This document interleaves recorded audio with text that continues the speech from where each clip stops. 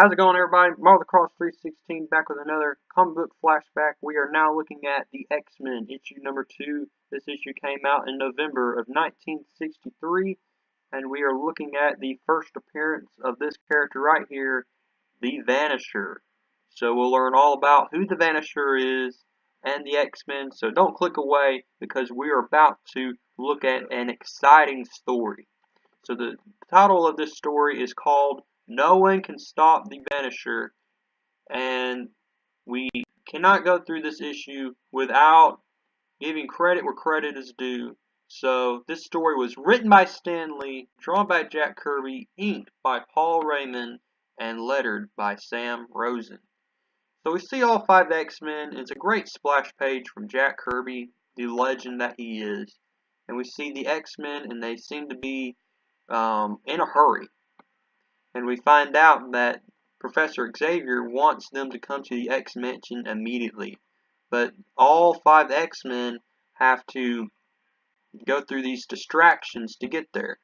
So we see the Beast scaling a building and he jumps on a train. We see the Angel. He's enamored by all these women that just want all his attention. See Marvel Girl that comes to the rescue, tries to get these women off of him. She grows weak, and then the Angel picks her up. He's like, "Fear not, fair damsel, you can relax in my arms." So we see a little bit of the personality of the Angel. He's a ladies' man.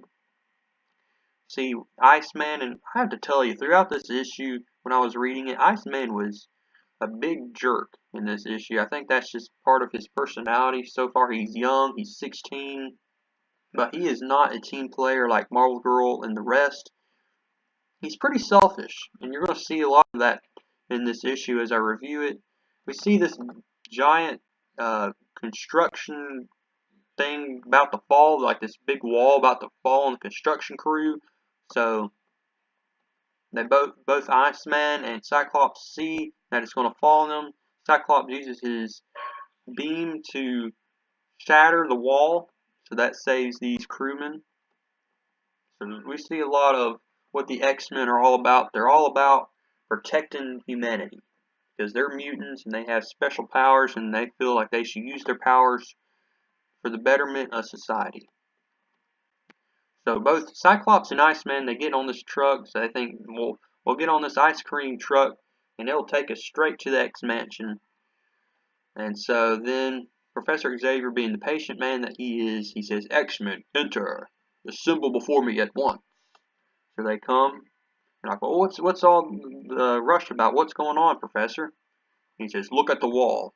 So we see a little bit of what Professor Xavier can do. He can put mental images on a blank wall.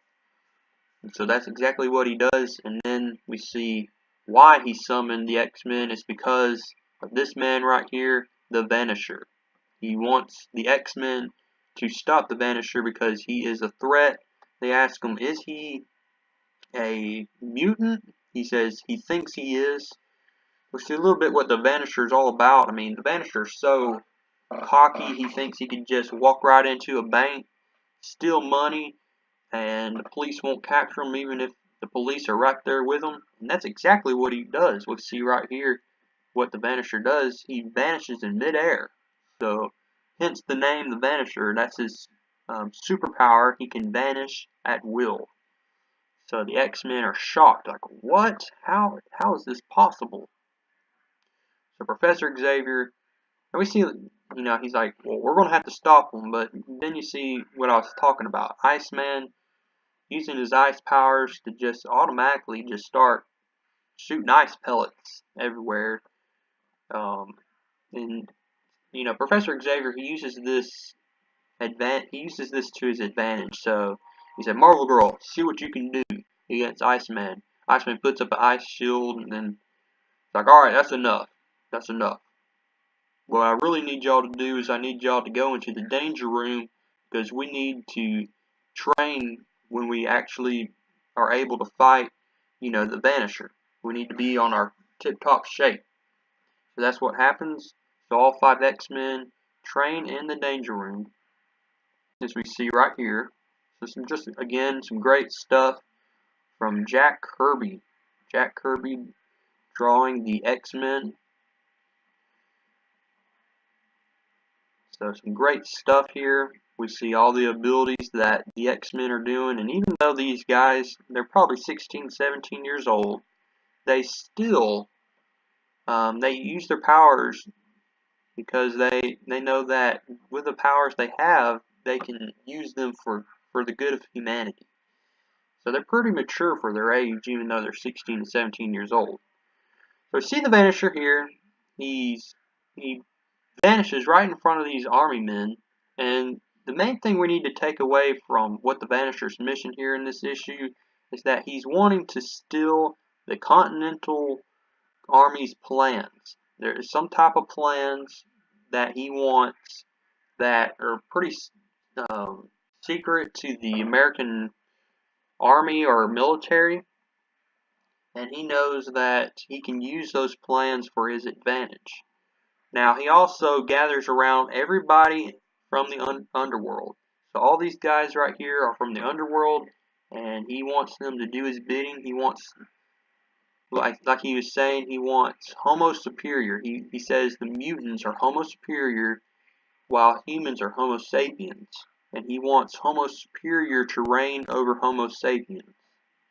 So he kind of has a mentality like Magneto, as we saw from last issue. So again, we see Marvel Girl. She's now using her powers to levitate this giant ball, or I would say it's a ball. We don't know for certain what that is. She grows a little weak, so Cyclops uses his beam to get it out of the way. And then Iceman being a jerk again. Look at him. He makes a frozen horse and just about causes somebody to get injured. But then we see right here that Professor Xavier, being the smart guy that he is, he knows something is up, what's going on in Washington, D.C. That's where the story mostly takes place here. And one of the military leaders says that the Vanisher is trying to steal the plans, Continental plans, and that Professor Xavier says, well, I'm going to get my X-Men there immediately. So he tells the X-Men, your first mission is now open today. You're going to go fight the Vanisher in Washington, D.C. So that's where they make their trip, is Washington, D.C. So all the people are, Continental Defense plans. That's what the Vanisher wants. These people are protecting it with all their might, but the Vanisher quickly vanishes in midair, grabs the Continental plans, and vanishes before they could even get him. So everybody is trying to get the Vanisher as quickly as possible because these plans are very crucial. But the Vanisher, we see, he just vanishes in midair. But then he runs right into the X-Men. So this is the first time the X-Men fight the Vanisher, and we'll see what they can do. The Beast actually grabs the plans, but the Vanisher grabs the plans in midair like he always does. So the X-Men come into this, as Jack Kirby and Stan Lee illustrate this story, they're overconfident because, remember, last issue they defeated Magneto, and he was a top-notch villain. So they think, if we can defeat Magneto, surely we can defeat this guy. But what we see here is we're going to see the first defeat of the X-Men. And the Vanisher actually gets the plans and vanishes away before any of the X-Men can stop him. So we see the first defeat, major defeat of the X-Men, and then it's put in the newspapers as well. So the X-Men, their name and reputation has gone really down because of this defeat. And so the public's concerned, the X-Men are blaming each other, and I think that's good storytelling right there, because not every superhero is going to win every battle. And so there's a lot of maturity that needs to be taking place here with all five of these X-Men, because they just blame each other instead of working as a team. So Professor Xavier says sometimes it's not brute strength that can defeat a villain. Brute strength is not enough, as he says right here.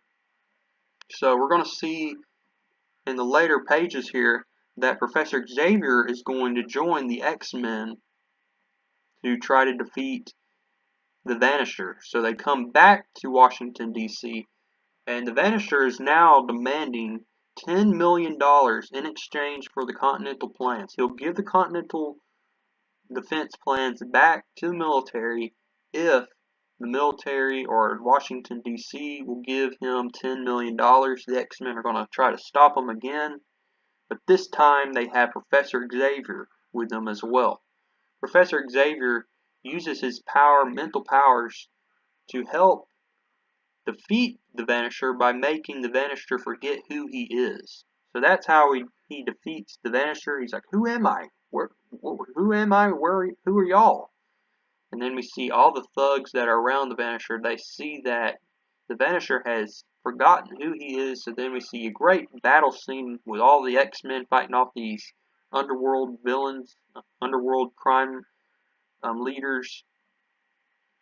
So it's no problem at all to stop these ordinary crooks. And so that's how we end the second issue of the X-Men by Professor Xavier's might alone. If not for Professor Xavier, who knows if the X-Men could defeat Vanisher. But we see, even though the public does not know anything about Professor Xavier, they know the X-Men, but they don't know who Professor Xavier is. If not for Professor Xavier, the X-Men may have not won or not have been victorious in this issue. So we show right here that it's not brute strength alone that can defeat a villain. Maybe it will be mental powers. And that's exactly what Professor Xavier is all about, because a lot of his powers is used through mental force. Okay? So I hope y'all enjoyed this quick review of X-Men number 2. Go ahead and like this video. If you've made it this far in the video, you better like this video or I'm going to be very upset. I'm just kidding. But go ahead, like the video. Comment down below what you like. Subscribe to Marvel Across 316 because you're going to get videos just like this every week. So go ahead, subscribe now, and I'll see you in the next review.